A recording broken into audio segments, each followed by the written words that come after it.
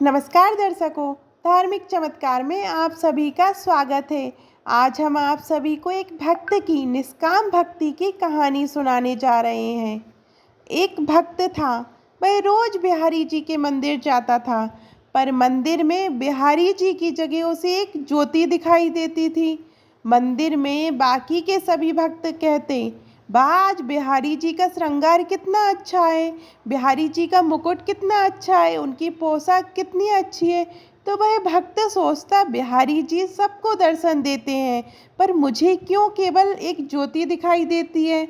हर दिन ऐसा होता। एक दिन बिहारी जी से बोला, ऐसी क्या बात है कि आप सबको तो दिखाई देते हैं और मुझे दर्शन नहीं देते। और बोला, कल आपको मुझे दर्शन देना ही पड़ेगा। अगले दिन मंदिर गया, फिर बिहारी जी उस ज्योत के रूप में दिखे। वह बोला, बिहारी जी, अगर कल मुझे आपने दर्शन नहीं दिए तो मैं यमुना जी में डूबकर मर जाऊंगा। उसी रात में बिहारी जी एक कोढ़ी के सपने में आए, जो कि मंदिर के रास्ते में बैठा रहता था, और बोले, तुम्हें अपना कोढ़ ठीक करना है। तो वह कोढ़ी बोला, हाँ भगवान। भगवान बोले, तो सुबह मंदिर के रास्ते में एक भक्त निकलेगा, तुम उसके चरण पकड़ लेना और तब तक मत छोड़ना जब तक वह ये ना कह दे कि बिहारी जी तुम्हारा कोढ़ ठीक कर दे। अगले दिन वह कोढ़ी रास्ते में बैठ गया। जैसे ही वह भक्त निकला, उसने चरण पकड़ लिए और बोला, पहले आप कहो कि मेरा कोढ़ ठीक हो जाए। वह भक्त बोला, मेरे कहने से क्या होगा, आप मेरे पैर छोड़ दीजिए। कोढ़ी बोला, जब तक आप ये नहीं कह देते कि बिहारी जी तुम्हारा कोढ़ ठीक कर दें, तब तक मैं आपके चरण नहीं छोड़ूंगा।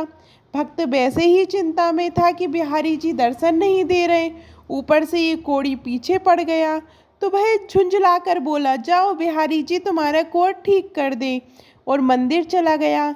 मंदिर जाकर क्या देखता है कि बिहारी जी के दर्शन हो रहे हैं, और बिहारी जी से पूछने लगा, अब तक आप मुझे दर्शन क्यों नहीं दे रहे थे।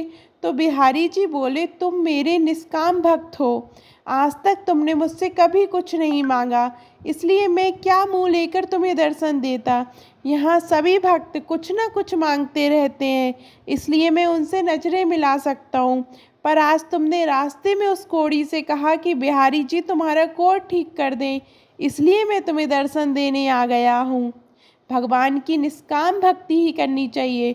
भगवान की भक्ति करके यदि संसार के ही भोग सुख ही मांगे, तो फिर वह भक्ति नहीं, वह तो सौदेबाजी है। आपको ये कहानी कैसी लगी, कमेंट में ज़रूर बताइएगा।